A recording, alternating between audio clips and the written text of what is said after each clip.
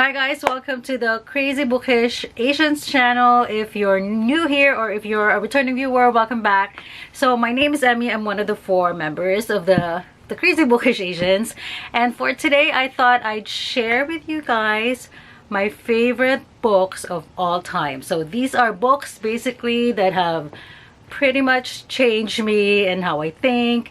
And most of these books, actually all the books I'm going to talk about except for the honorable mentions, I've reread more than twice, which would really indicate anyways how much I truly love these books. And yeah, oh my god, my long list of these books was about 50, but I'm like, yo Emmy, you gotta whittle it down to a shorter list. So here we are. It's still a bit of a lot of books. So wait, there's actually one more book. Hang on a sec.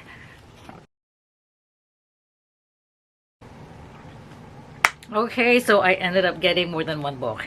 Oh my gosh. Anyways, all right, so I do have a caveat before I start off with my favorite books, and that is that some of these authors are considered controversial because of their views and all that stuff. So I just want to say I'm just going to talk about the books they've written and basically how or why I love them, right? So so yeah, let's get right into it. So I'll start off with the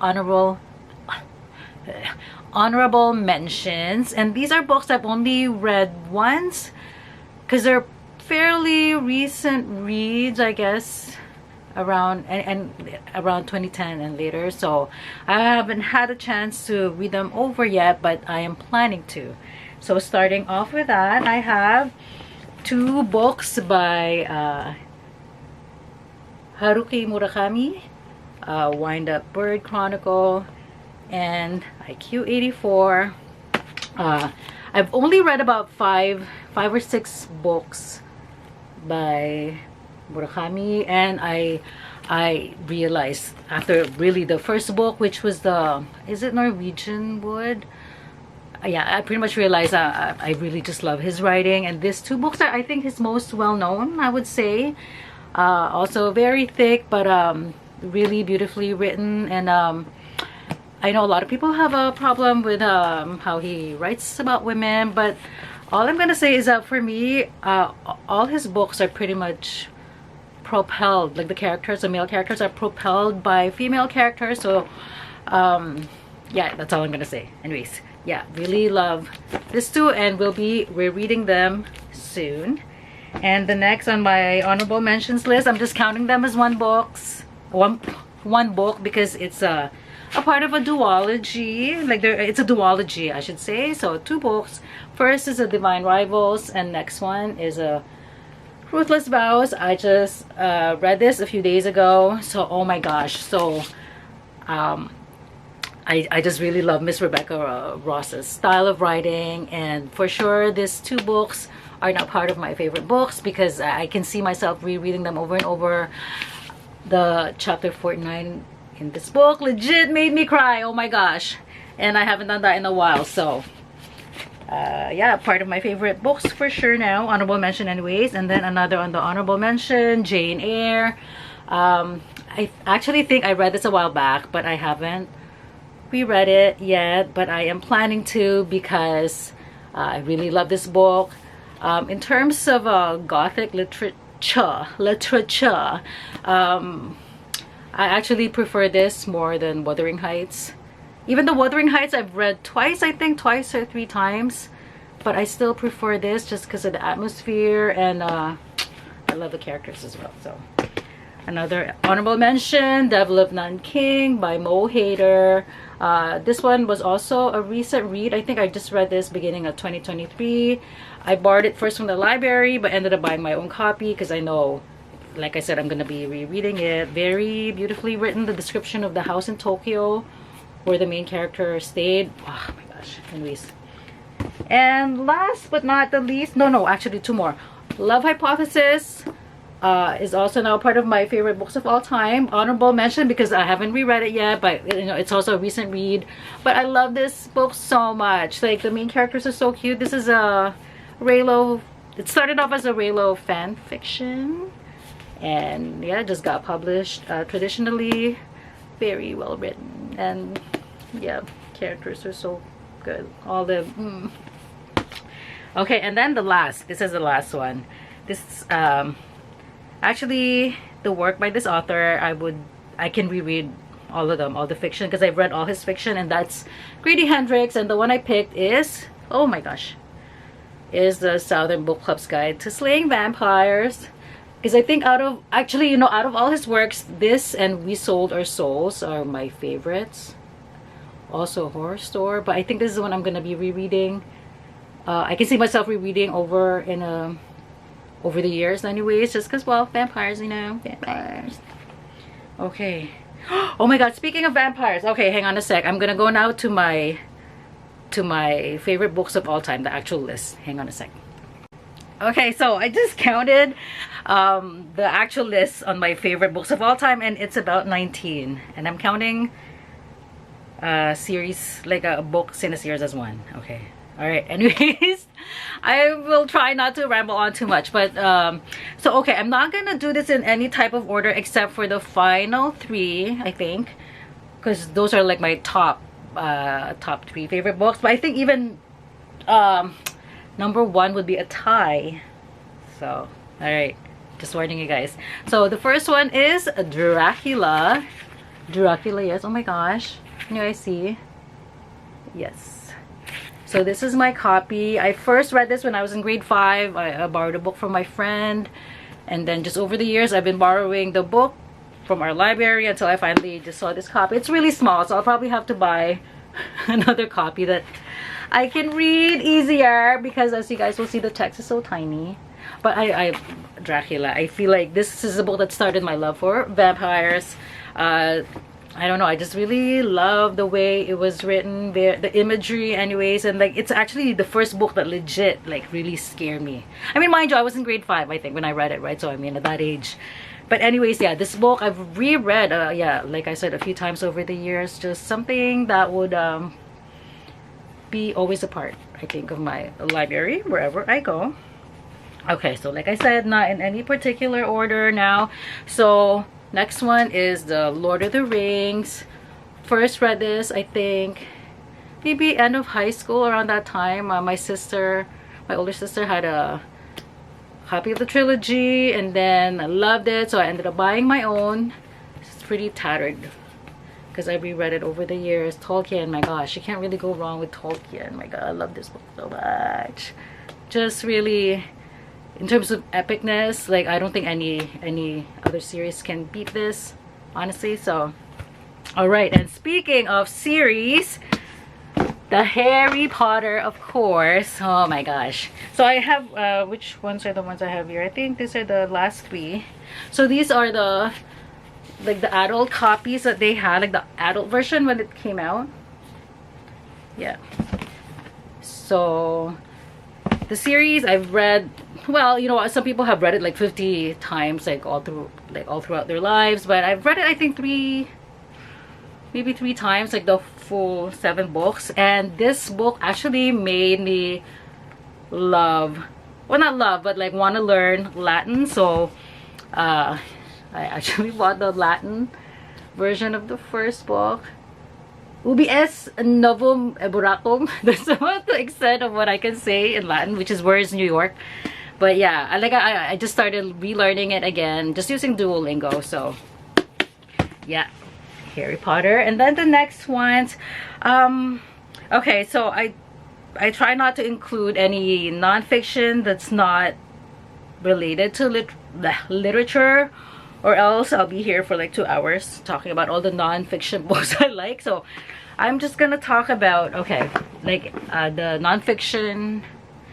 You know what, I would say, I guess it's almost like a memoir as well. Okay, I'll start off with Stephen King's On Writing. I feel like anyone who's read this book always include it in their favorite books of all time, because really, oh my gosh, this is actually the second copy I have. The first book that I read, like the first copy I read, like I think I lost when I in a move anyway, so I had to buy a second copy.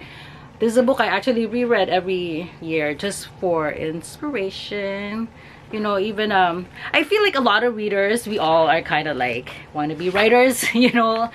So yeah, very inspiring. Stephen King. And then the next one is Bird by Bird.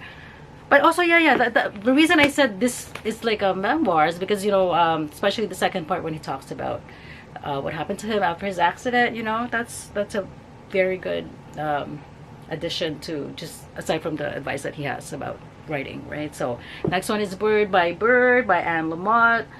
Also more of an inspiring book about writing, but also I would say it's a memoir as well, because she talks about, you know, writing life and her personal experiences.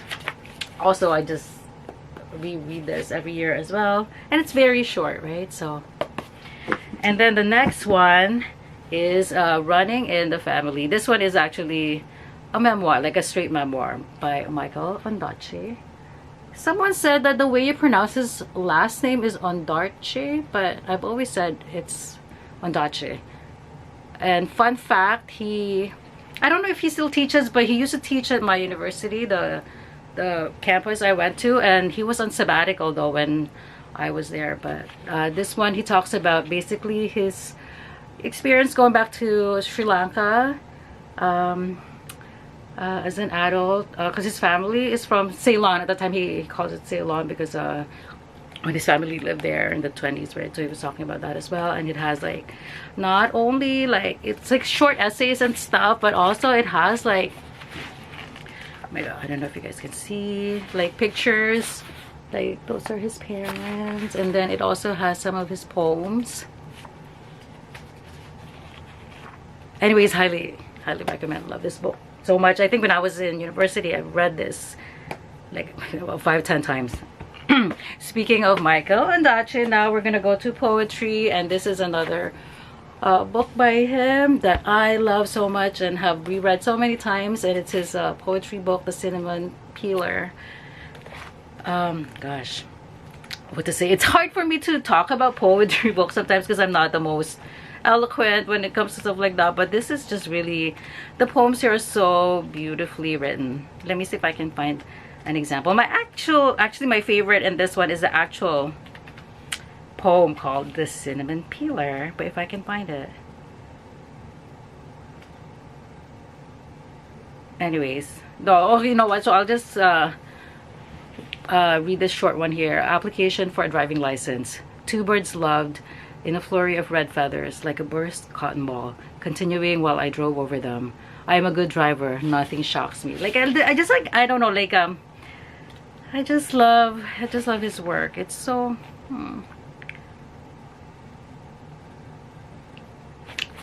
This one is a part of, which poem is this? Anyways, page 109. We go to historic places of the earth and find moral questions everywhere. Will John Wayne and Montgomery Clift take their cattle to Missouri or Kansas? Tonight, I lean over the Pacific and its blue wild silk, ringed by creatures who, chick, chick, chick, my sudden movement, who say nothing else. There are those who are in, and then there are those who look in. Tiny leather toes hug the glass. Okay, I know, I promise, I told myself I wasn't gonna ramble, but I'm sorry. Anyways, another poetry book is by Pablo Neruda, Residence on Earth. His most famous one, I would say, is the 20 Love Songs and a Song of Despair, but this is the one I really love. Like, talks about alienation and despair, and I actually even did a paper on this in my poetry class in university, and it's the Ode with the Lament. Like, gosh, can you guys see? Yeah. Unfortunately, I have only fingernails to give you, or eyelashes, or melted pianos, or dreams that come spurting from my heart. Dusty dreams that run like black horsemen. Dreams filled with velocities and misfortunes. Actually, anything by Pablo Neruda, really highly recommend. And okay, last poetry book is by Leonard Cohen called Stranger Music. If you're Canadian, yeah, I mean, everyone knows Leonard Cohen. I mean, if you know his songs, right, then you know how beautiful he writes, like prose. Oh, okay. It's hard to pick an example just because I really love all of them. But, oh my gosh. His son, he was not a child now. A dream radiated from his lips. He was unusually good company. That's probably not the best example, but... Anyways, I just trust me, you guys. Leonard Cohen, Stranger Music. Great, great, great book. All right. Okay, so now... okay, more literary fiction, I guess. English Patient by Michael Ondaatje, of course. Like any Ondaatje fan will probably have this as a #1 pick. It catapulted him, I would think, to the international... Like, if you're not into literature, you would even know who Michael Ondaatje is because of the movie. But this one, it's actually even signed by him. This is my... But look how he signed it, right? Oh my gosh, can you guys see? Like that, just that line there. Because even though he was on sabbatical when he was teaching at my uni at that time I was there, he came to moderate a talk. And it was kind of funny because everyone came to him afterwards for signing. And I think at that time he was really just kind of over it. Like, you know, because everyone was just talking to him about this. And, you know, he was really only there as a moderator. But he still signed it, right? Which was nice. And yeah, very beautifully written, the book, the imagery. Oh my god, Hannah. I love Hannah. Okay, next one. Ernest Hemingway, The Sun Also Rises. I think this is actually the first fiction I've read of his. I read it a long time ago and I thought I haven't read it, and then I discovered it again by bookshelf and I was like, oh, let me read it. Like, because I thought it was the first time reading it, but no. I'm getting old, that's why. But really, this and A Movable Feast, which is where he talks about his experience in Paris in the 1920s. These two, well, I only have the one book, but I have The Movable Feast somewhere, but I really highly recommend. I know some people say that his writing is very terse, but that's why I like it. Like, he just gets to the point. And yeah, especially this one. And I actually loved how he talked about bullfighting. And this book made me want to go to Spain so bad. So, all right. And next one, The Edible Woman by Miss Margaret Atwood. This and Anne of Green Gables are the first two books I read when we first came to Canada. That's written by a Canadian author. And this book, oh my gosh, like, it's another one of those books that I just borrowed from the library over the years, and I finally decided to get my own copy. It's just about this woman who just one day lost the desire to eat. I mean, it's, you know, very metaphorical, obviously, but Marian, yeah, that's her name.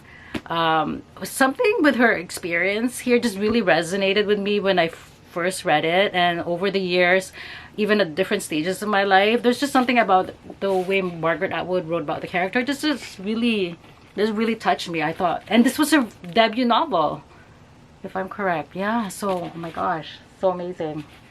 Some people are just really born to write, you know what I mean? And Miss Margaret Atwood is one of them. Okay, let me take a break. Hang on a sec, you guys. Okay, sorry, I had to get a drink of water because I think I've been talking too much, so I think it's almost over.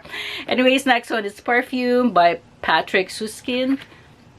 I bought this before the movie came out because I was like, you know, I really have to read the book before seeing the movie, and oh my gosh, this book just blew me away. Like the way, like just from the first scene when the discussion of where the main character was born, and like that, you know, the smell of that dinky side of Paris with the fish, and oh my gosh, just hooked me from the beginning. And I reread this about 3-4 times as well. Yeah.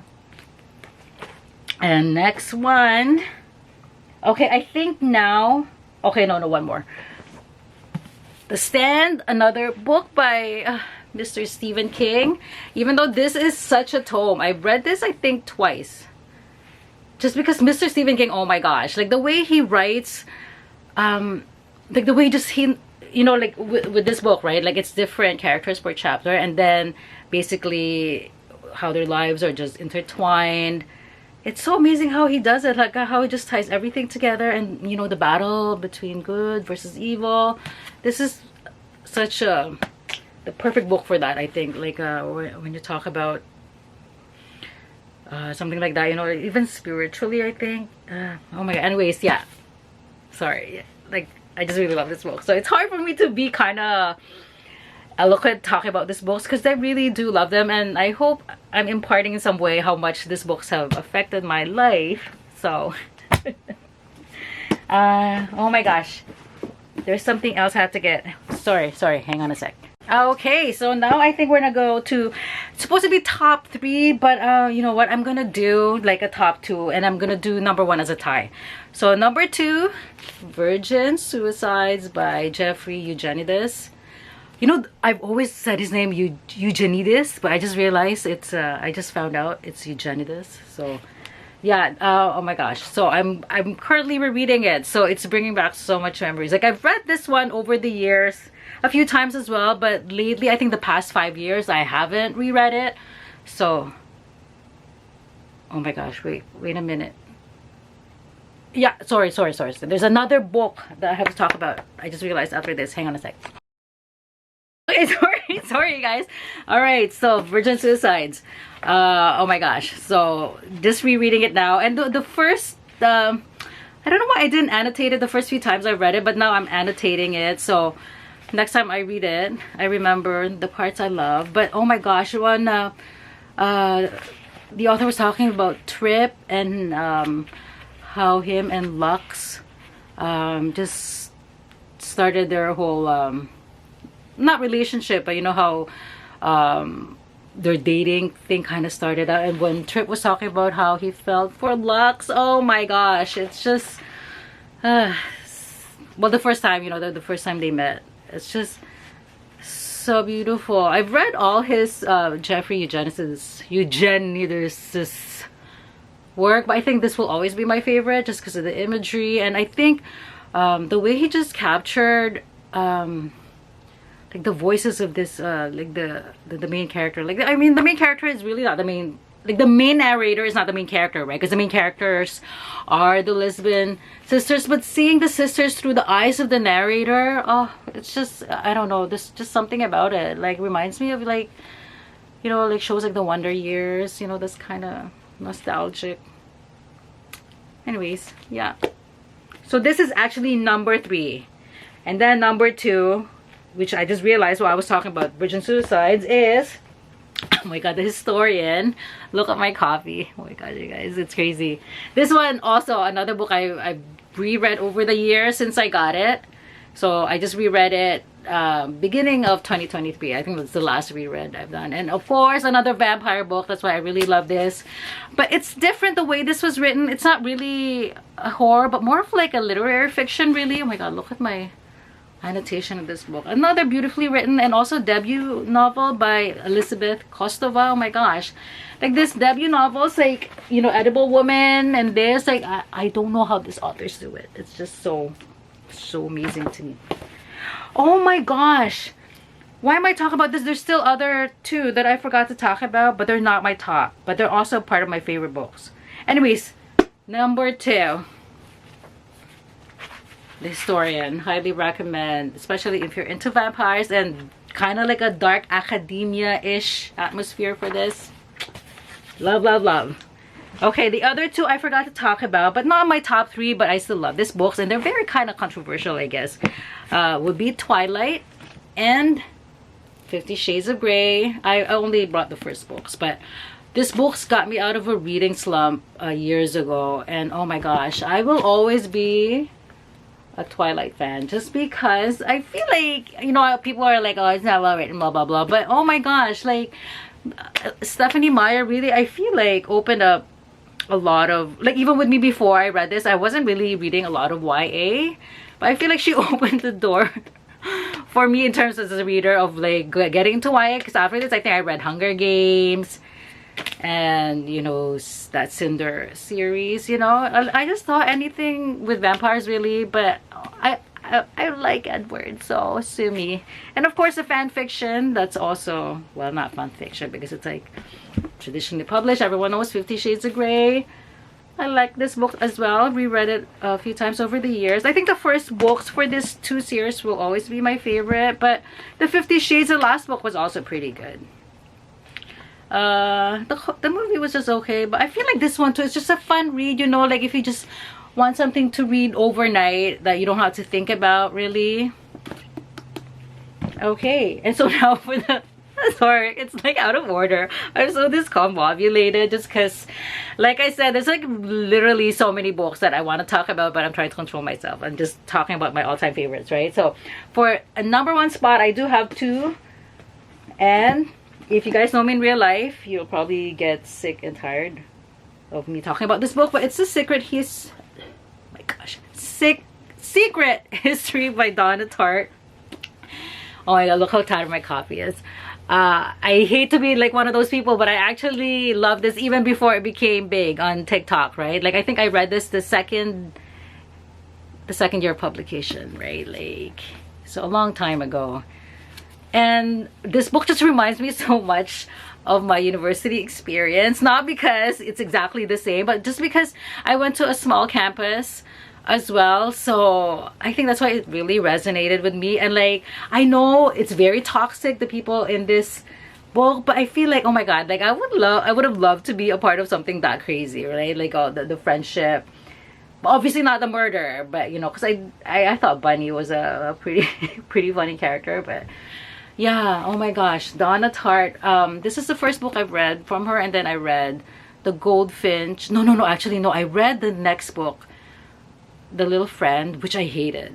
I hated that book so much. I think it's like one of my worst books I've ever read. And I was like, what happened, Miss Donna Tartt? And then I read The Goldfinch, so I fell in love with her again. But really, this book, I haven't reread this in a while actually, which kind of surprised me, but I love this book so much. I think the imagery as well, and the way Donna Tartt just talked about the relationship of the main characters. And I will always remember the way she talked about, I think Richard, right? He's a main narrator, and when was it over winter break when he was living on his own at this dilapidated like place, like that book, just that part of the book just stayed with me, because I think when I moved out on my own, like I was like not poor, right? Because I was already working, but I could totally relate not with the poverty, because I shouldn't really say that, but just, you know, that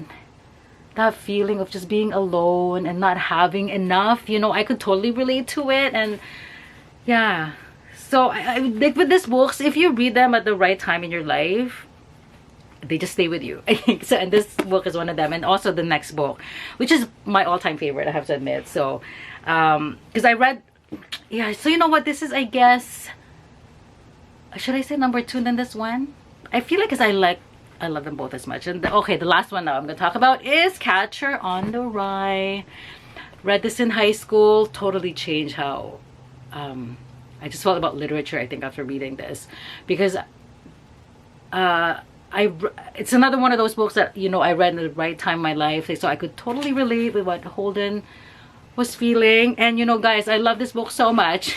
I ended up having 2 copies because I think this is my first copy. No, this one, and then I thought I lost it and I had to get another one. And I basically recommend this to everyone. I know, another very controversial pick, but my kids, I have 3 kids, and 2 of my kids, they've done papers on this because I told them to. Anyways, yeah, like Catcher on the Rye, oh my gosh, just reading about, I mean, it's not a happy book obviously, but oh my gosh, just something about this book just really touched me, and how Holden, the alienation he was feeling as well. And you know, when, like I said, I read this in high school, and I've always been an introvert, so just something about this book, I still to this day, I will always kind of like, yeah, like I said, like, I mean, that's why it's my #1 favorite book, I guess, in this too, because the way they just kind of touched, or like how I could just relate to like the main characters in this book. Anyways, I hope that made sense, and I think that is it. Oh my gosh, so thank you guys if you have made it this far. And Yeah, thank you. That's all I'm gonna say, because I know I tend to ramble on. But if you guys have any questions or just any comment, I just want to say hi, please feel free to comment down below. Don't forget to like and subscribe. Bye.